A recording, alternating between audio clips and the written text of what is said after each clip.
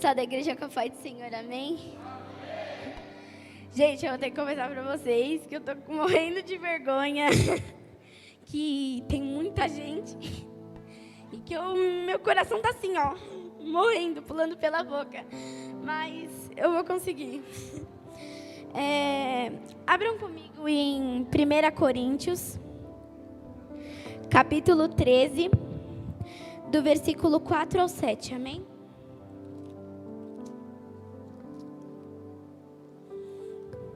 Quem ama é paciente e bondoso. Quem ama não é ciumento nem orgulhoso e nem vaidoso. Quem ama não é grosseiro nem egoísta. Não fica irritado e nem guarda mágoas. Quem ama não fica alegre quando alguém faz coisa errada, mas se alegra quando alguém faz o que é certo. Quem ama nunca desiste, porém suporta tudo com fé, esperança e paciência. Amém?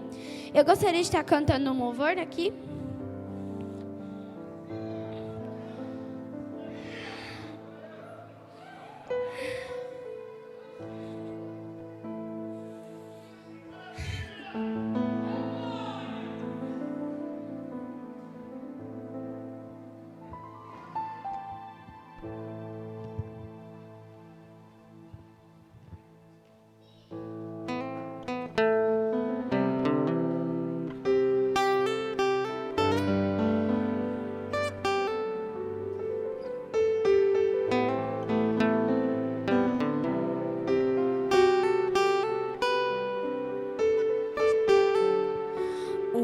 Combustível pra continuar. Jesus é a calmaria, o aconchego dos meus dias, o meu alicerce pra não desistir. Sendo fácil aqui, mas eu tenho que seguir. Tá tão complicado, Pai. Eu confesso, eu tô cansado e não quero mais. Tô exausto e com medo. Tem dias que o peito aperta, tem dias que o fardo pesa. Nem se eu fosse arrastado eu não volto pra trás. Fica aqui comigo e não sai mais. És o meu alívio, tudo que eu preciso vem aqui comigo pra eu continuar. Que me impulsiona todos os dias pra eu não parar. Tu és o motivo, Jesus, que eu tenho pra avançar. És o meu alívio, a força e o ânimo que eu necessito pra prosseguir. E se eu não desistir, o motivo é porque sempre esteve aqui. Nos piores momentos dizendo que nunca desiste de mim. Pra onde eu irei se o que eu preciso só encontro em ti?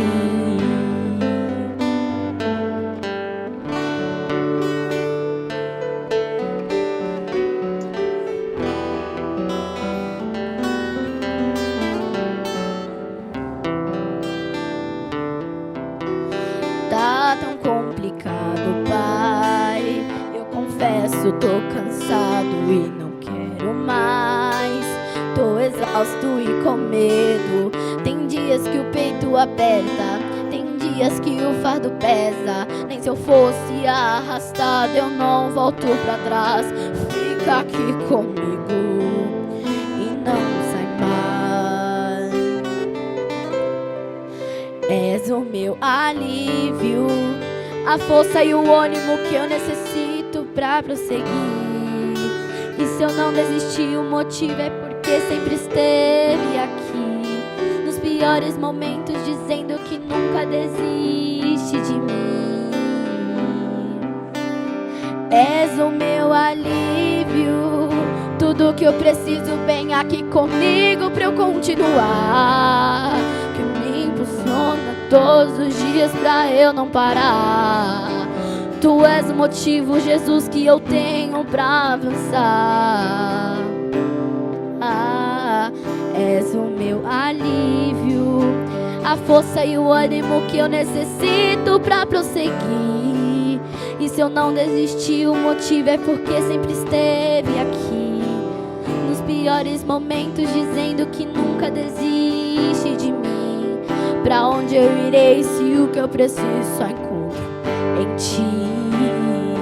És o meu alívio,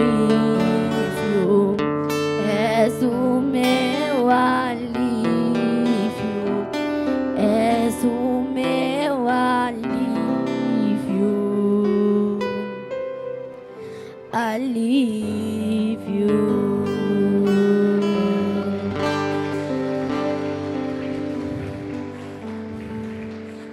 Amém.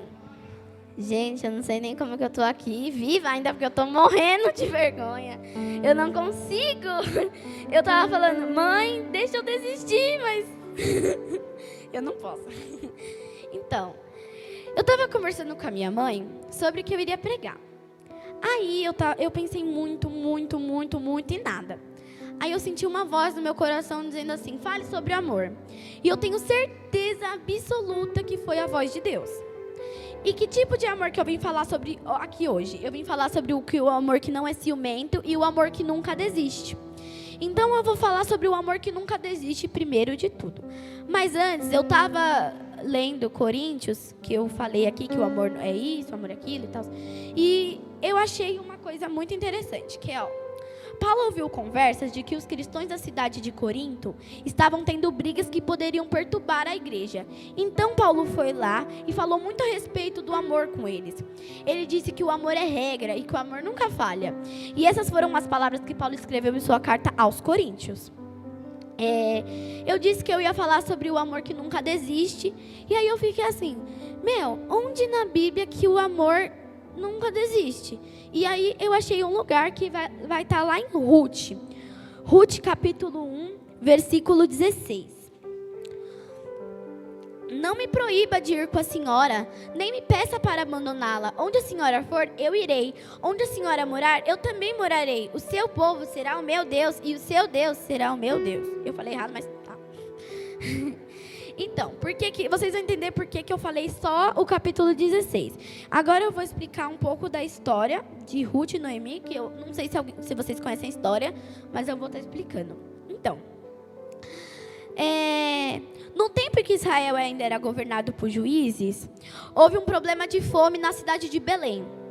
E aí, o que aconteceu? Uma família, sem consultar a Deus, decidiu se mudar para uma cidade chamada de Moabe. E aí, essa família foi. E essa família era repleta por 4 pessoas. Elimeleque, Noemi, Malom e Quilion. Então, eles foram lá para Moabe, sem consultar a Deus. Eles foram para Moabe. E o que os pais de Malom e Quilion não esperavam era que eles iam casar com moças moabitas de lá. O nome de uma delas era Orfa e da outra era Ruth. Passando um tempo lá, Elimeleque infelizmente faleceu. E de quase 10 anos que eles estavam morando lá, Malom e Quilion também faleceram. Gente, pensa pra Ruth, pra Noemi, como que foi ficar num país desconhecido que ela não sabia, né? Como que era a cultura deles e tal. Ficar lá sozinha, sem o marido dela, sem os 2 filhos dela, tipo, sozinha mesmo. Então, e ela não estava totalmente sozinha. Ela ainda tinha as noras delas, que era Orfa e Ruth. E aí, um dia, Noemi soube que o Senhor tinha ajudado seu país novamente, que no caso é Belém. Ele tinha ajudado novamente. Então ela foi falar com Ruth e Noemi, com Orfa e Ruth. Aí ela chegou nela e falou assim: meninas, Deus abençoou o meu povo novamente. Então não tem o que eu ficar fazendo aqui. Eu vou voltar para minha cidade. Vocês criem uma vida novamente, que o Senhor seja bom para vocês, assim como vocês foram boas para mim e para os falecidos. Orfa não pediu 2 vezes. Ela pegou as coisas dela e foi embora. Foi criar a vida dela de novo. Mas Ruth ficou. Por que Ruth ficou? Porque Ruth amava Noemi. E o que eu quero dizer com o amor não desiste? O que eu quero dizer é que assim, que o amor falou mais forte do que ela ir embora. Ela simplesmente podia ter falado assim para Noemi: tá bom, Noemi, então eu vou voltar para a casa dos meus pais. e ter ido. Mas por que ela ficou? Porque ela amava Noemi. Ruth tinha a escolha de voltar para a casa dos pais dela, mas o amor dela falou muito mais forte. Tipo, Deus, nossa, Kesia, mas o que tem a ver? Gente, tem tudo a ver. Tudo a ver, eu vou falar por quê. Sabe por quê? Porque ele deu o único filho dele para morrer na cruz para nos salvar. Mesmo sabendo que o homem ia fazer tudo o que faz no mundo hoje. Ele sabia, porque Deus, ele sabe de todas as coisas, não é? Então, só que ele fez isso por quê? Por amor. E Ruth fez o quê? Fez tudo o que fez para ficar com Noemi por amor. Simplesmente por amor. A única coisa que ela queria era ficar com Noemi, porque Noemi já estava velha, Noemi já não tinha nada para oferecer para as meninas. E mesmo assim, se Noemi tivesse casado novamente e tivesse filhos, como que as meninas iam esperar até os filhos crescerem para elas casarem de novo? Como? Me responde. E aí a pergunta que eu tenho para fazer para você: o que você está disposto a fazer por amor? E outra coisa, você está disposto a amar? É isso que eu quero saber. Você está disposto a fazer o que por amor? E se você continuar lendo a história, vai dizer que Ruth se casou com... isso vai dizer que Ruth se casou com Boaz. E eu vou estar explicando também aqui outra coisa. Quando elas voltaram para Belém, né?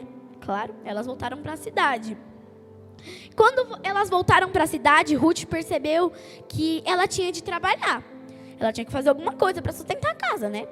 E aí Ruth falou assim para Noemi: Noemi, eu tenho que fazer alguma coisa.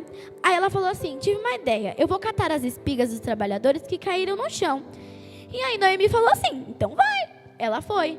Ela pediu ao chefe dos trabalhadores se ela podia catar as espigas que caíram.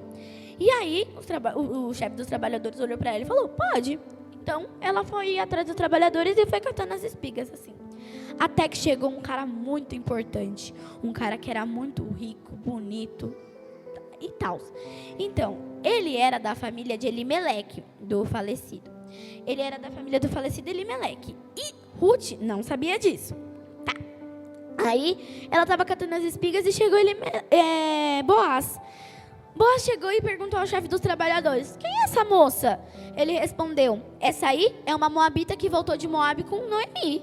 Aí ele foi lá falar com ela. Aí ele estava indo lá falar com ela, olhou para ela e falou assim: ele sabia que ela estava passando por necessidades, que que a Noemi já estava velha, que ela precisava sustentar tudo. E aí ele olhou para Ruth e falou assim: quando ficares com sede, beba da água que os empregados tirarem para beber. E quando ficar com fome, coma da nossa melhor comida. Então Ruth se deitou-se no chão, botou a cabeça assim e perguntou: por que o Senhor está sendo tão bom comigo? Porque o Senhor fez tanta coisa boa por mim e reparou em mim, eu que sou estrangeira. Aí ele disse assim: porque eu ouvi falar das coisas que você fez pela sua sogra desde que o marido dela morreu. Então, que Deus lhe abençoe e que Ele possa te dar o dobro do que você queira. E aí Ruth ficou tipo: meu Deus, mas o que eu tenho a ver com isso? Aí ele falou assim para ela: e que você ganhe uma grande recompensa e tudo que você desejar, Deus te dê. E que você seja uma pessoa muito importante. E aí, gente, e aí, ela realmente se tornou uma pessoa muito importante. Então, o que eu quero dizer com isso? Ela se tornou uma pessoa importante e ela teve uma grande chance de se tornar quem ela se tornou. E quem ela se tornou? Ela se tornou bisavó de Davi, gente. Ela se casou com Boaz e se tornou bisavó dele. Então, eu vou explicar para vocês aqui.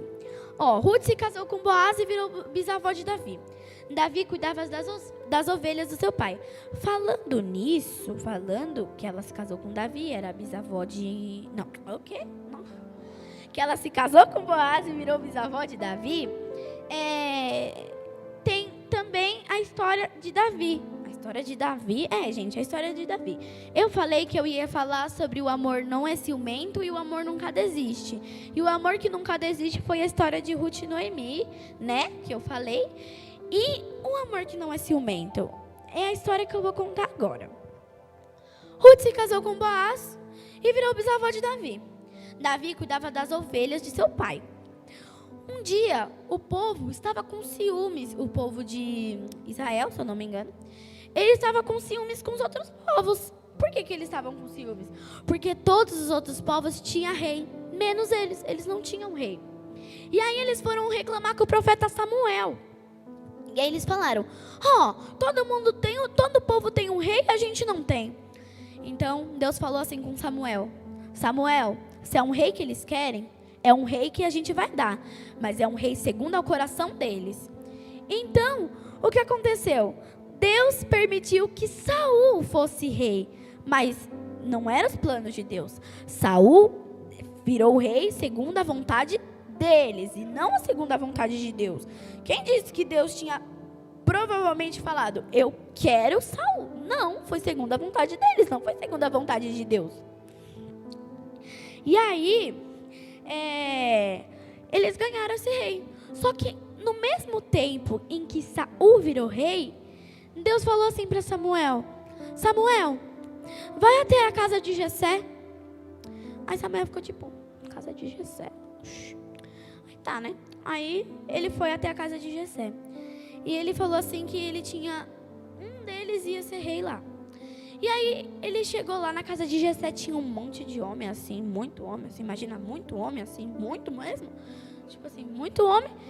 Todos eles eram forte, bonito, musculoso, todo poderoso lá. E aí, Deus falou assim, não, na verdade, desculpa. Aí Samuel olhou assim e falou, esses fortão aí, um deles vai ser rei, eu tenho certeza absoluta. E aí Deus falou assim para Samuel, Samuel, eu não vejo como o homem vê. Samuel falou assim, Deus falou assim, Samuel, pergunta para Jessé se acabaram todos os jovens. Jessé foi lá e perguntou, acabaram os jovens? E aí Jessé respondeu assim, tem um sim, mas ele está lá atrás cuidando de ovelhas. Aí Samuel olha e fala assim, então manda chamá-lo porque nós não iremos sentar enquanto ele não chegar.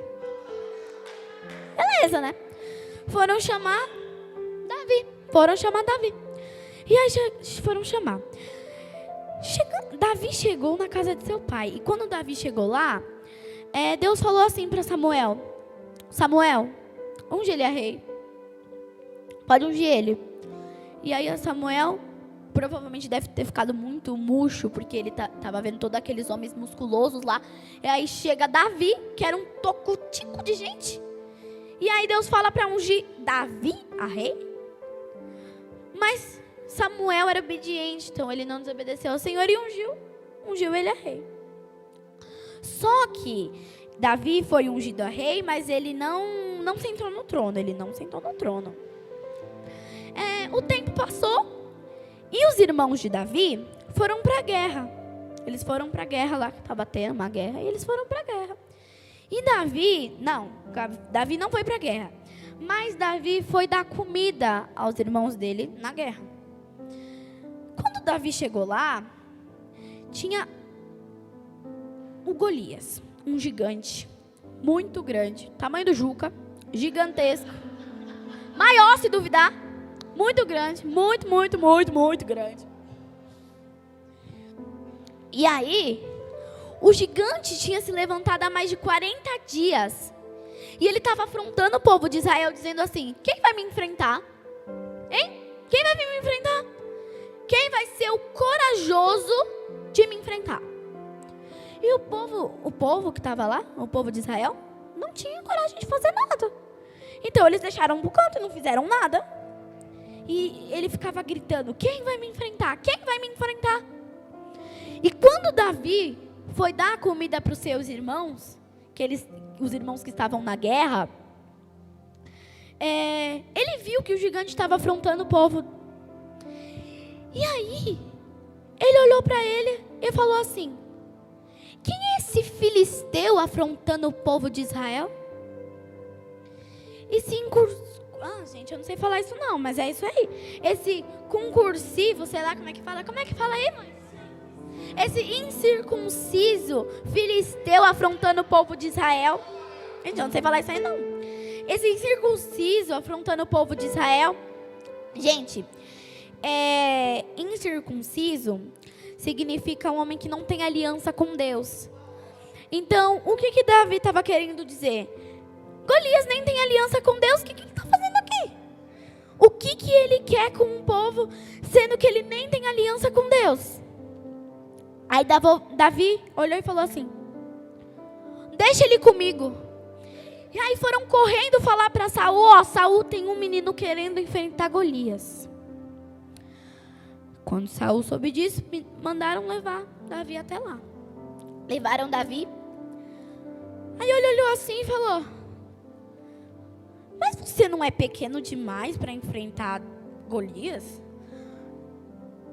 Olha o tamanho do escudo dele. Uma dessa na sua cabeça, meu filho, já era. É assim que eu penso, gente. Uma dessa na cabeça de Davi já era, não é possível. E aí, Saul, ele aceitou que Davi fosse guerrear com ele. Só que ele queria que pelo menos Davi tivesse uma proteção. Então ele quis emprestar a sua armadura para Davi. Mas, gente, imagina um negócio desse tamanho, Davi desse tamanho, imagina como ficou. Não coube. Só que do mesmo jeito ele foi. E quando ele chegou lá, gente, o gigante, ele era enorme.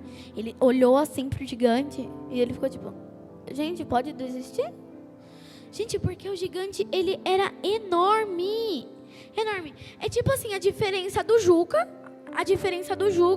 e, sei lá, o Mateus. Imagina o Mateus assim. Mateus, finge que você é Davi.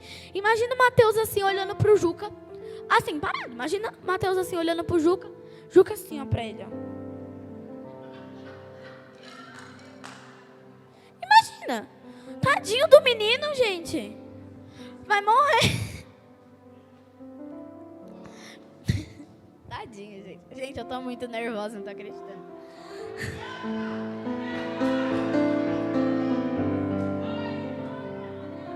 Dá um glória aí, vai.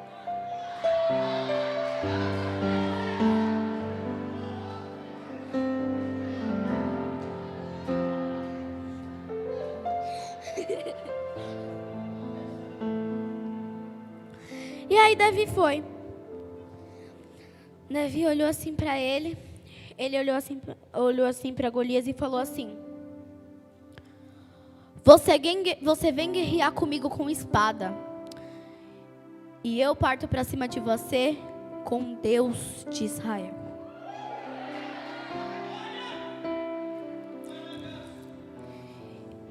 Então Davi pegou a sua funda. É funda que fala? É funda, é isso aí. Davi pegou a sua funda, girou a sua pedra, na testa dele. Ele caiu, por incrível que pareça. Uma pedrinha faz milagre, vocês estão vendo, viu? Por incrível que pareça, ele girou a pedra, Golias caiu no chão. Só que Davi percebeu que não era o suficiente.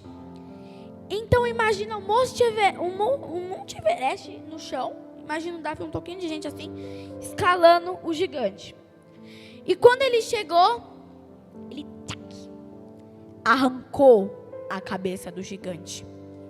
Então, o que eu quero dizer com isso? Eu quero dizer assim, que às vezes você derrota seu gigante, mas a única coisa que falta é você arrancar a cabeça dele. Às vezes tem um gigante dentro de você que falando mais alto que você derruba o gigante, mas você percebe que ele se levanta de novo. Por que ele se levanta de novo? Porque você não arrancou a cabeça. Então, para você derrotar o gigante que tem dentro de você, arranca a cabeça dele.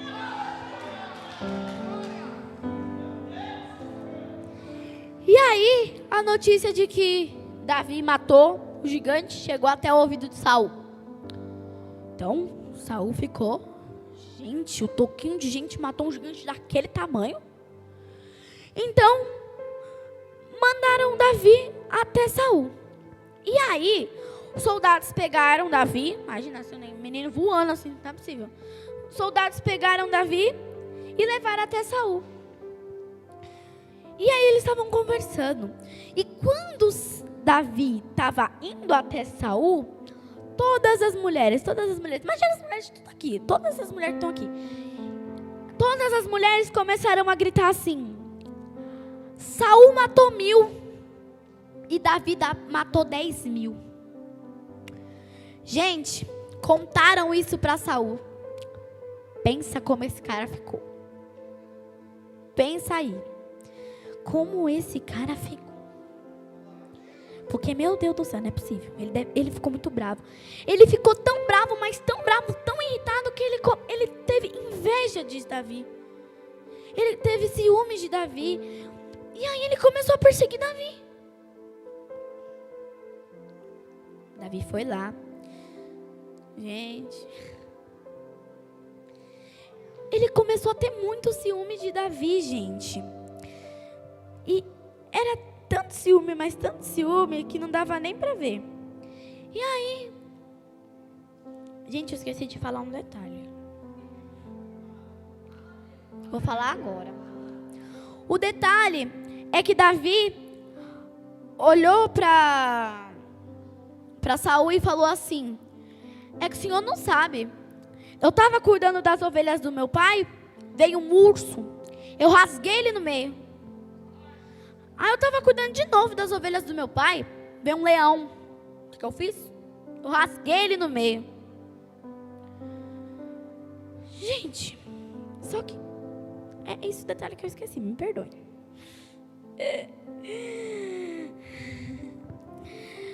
Gente, e o que eu aprendo? E aí, sabe o que Saul se sentiu ameaçado. Ele se sentiu ameaçado porque as mulheres estavam gritando muito aquilo. Saul matou 1000, Davi matou 10.000. Gente, eu tô meio perdida, mas vocês vão me desculpar porque é a minha primeira vez, tá? Vocês vão me desculpar. Se não desculpar, é sacrifício.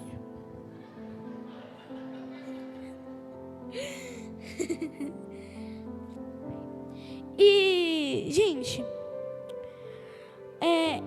Saul tinha um filho. Saul tinha um filho. Quem é esse filho? Jonatas. Quem é Jonatas? Filho de Saul. Então, e vocês sabem que como Saul era rei, se alguma coisa acontecesse com Saul, quem assumiu o trono? O filho, no caso, Jonatas. Só que Jonatas amou tanto Davi, mas tanto, que ele olhou assim para Davi e falou assim, ele tirou a sua túnica militar, ele tirou a sua espada, o arco, o cinto e deu para Davi. Ah, mas o pai dele não estava com ciúmes de Davi? Tava, mas o filho não.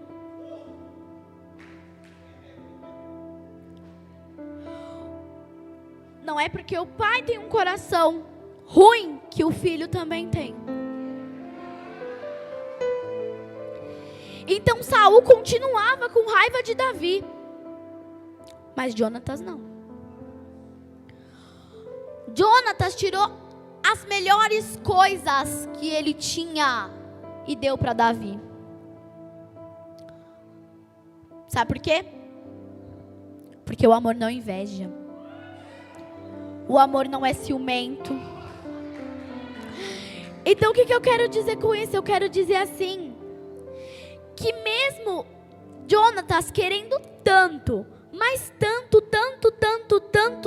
sentar no trono, ele deu as melhores coisas para Davi. É tipo assim, por exemplo, eu quero muito alguma coisa. E aí quando eu ganho, eu basicamente dou para uma pessoa. Foi basicamente o que ele fez. Tipo assim, ele tinha das melhores coisas dele, ele deu para Davi. Por amor, porque o amor, gente, o amor não inveja. O amor não é ciumento. Diferente do pai dele, que provavelmente queria matar Davi, ele, em vez de olhar e realmente concordar com o pai dele, tipo, pai, é verdade, Davi tá errado. Davi ganhou, Davi fez as melhores coisas. Não. Ele deu as melhores coisas para Davi. E o que eu entendo com isso? Eu aprendo que eu não preciso me sentir ameaçado, pois o amor é maior que os ciúmes. Eu não preciso me sentir ameaçado, porque o amor que eu tenho é maior que os meus ciúmes. Então o amor de Jonatas era maior que os ciúmes dele. Então é por isso que ele deu das melhores coisas para Davi. Gente, pensa para Saul, como ele se sentiu. Ele deve ter ficado muito bravo com Jonatas. Eu não sei, ele deve ter ficado muito bravo. Eu tenho certeza, não é possível, gente. Se ele se sentisse bravo, ia ser mais esquisito. Então, o amor, gente, o amor é uma coisa frágil. O amor não é só você falar assim pra pessoa, eu te amo, da boca pra fora. O amor é você falar, eu te amo, mas você falar com o coração. Então, esses dois tipos de amor que eu falei, são os amores mais fortes. De novo, o que você está disposto a fazer por amor? Você está disposto a fazer, tentar e não conseguir deixar de lado? Ou você está disposto a tentar, não conseguir e tentar de novo? Ou você está disposto a não ter ciúmes e amar mais do que isso? Você está disposto a amar mais do que você já ama? Porque amar é uma coisa muito importante. Amar é uma coisa que, se você não ter cuidado com isso, você pode acabar se ferindo. O amor é uma coisa muito, muito boa. E outra coisa que eu tenho a dizer: desde que eu cheguei aqui, eu só ouvi um glória. Então, dá um glória aí, gente.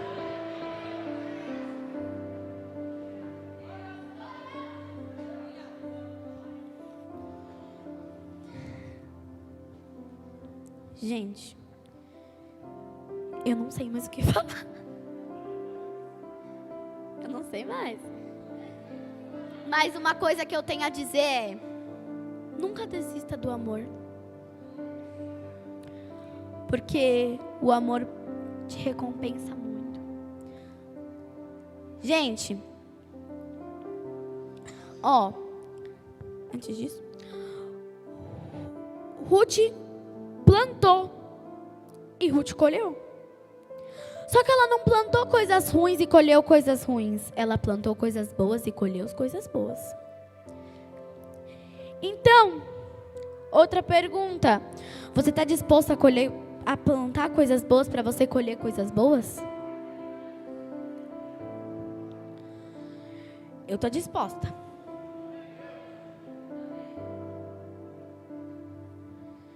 Gente, eu não sei nem como eu falei tudo isso.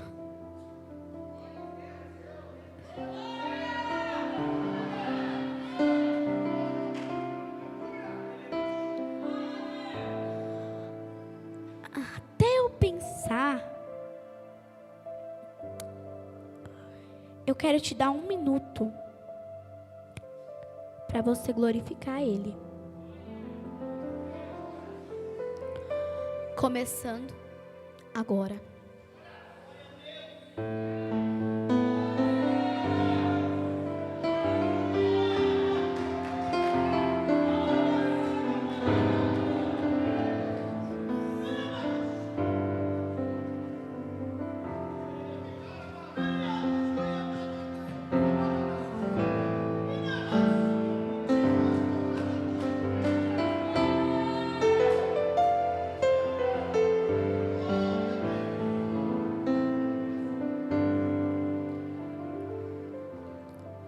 Se coloca de pé, rapidinho. Se coloquem todos de pé.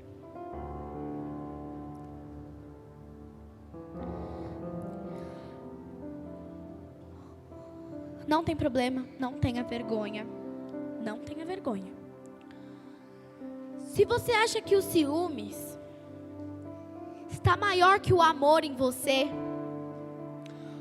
ou que você acha que você tenha se desistido de algo importante e que você precisa recomeçar, vem aqui na frente que eu vou orar por você. Eu não estou brincando. Se você acha que algo está te prendendo aí dentro, vem aqui na frente que eu vou orar por você. Não precisa ter vergonha. Não precisa ter medo. Porque eu acredito que ninguém tem medo do altar. Eu acredito que ninguém tem medo de Deus. E o que a gente faz aqui não é brincadeira. Ou você pode orar do seu lugar, não sei, mas...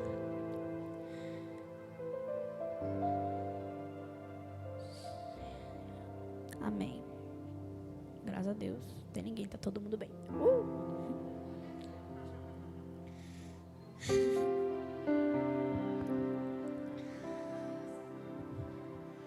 Mas mesmo assim, eu gostaria de estar fazendo uma oração por todos, por mim, por todos nós. Amém? Baixe sua cabeça, dobre os joelhos, faz o que você quiser, mas ore. Pai querido, Pai amado, muito obrigado, Deus, por mais um dia o Senhor ter colocado vidas aqui na igreja, Deus. Muito obrigado por mais uma noite, o Senhor ter sido maravilhoso com todos nós. Muito obrigado pelo Senhor ter feito coisas maravilhosas em nossas vidas. Muito obrigado pelo Senhor ter nos trago todos em paz. E o que eu quero te pedir, Deus, é que o Senhor abençoe a minha vida e a vida de todas as pessoas que estão aqui, Pai. Eu sei que todo mundo precisa de amor no coração. Eu sei que todo mundo precisa ouvir um pouco de amor. Eu sei que todo mundo precisa ouvir um eu te amo. Mesmo que a pessoa não goste, todo mundo necessita, Senhor. Então eu quero que eles entendam, papai querido, que o amor depois do Senhor está em primeiro lugar. Que o Senhor venha abençoar a vida de cada um deles, Pai.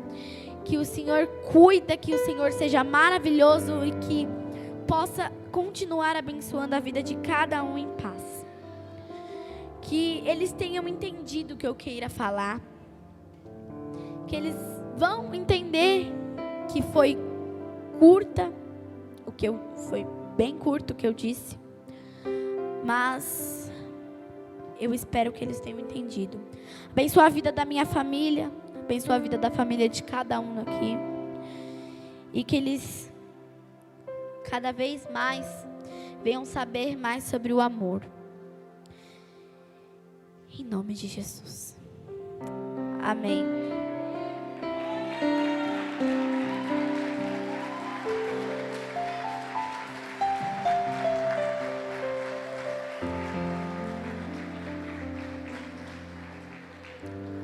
Eu falei pouca coisa, mas eu sei que eu falei.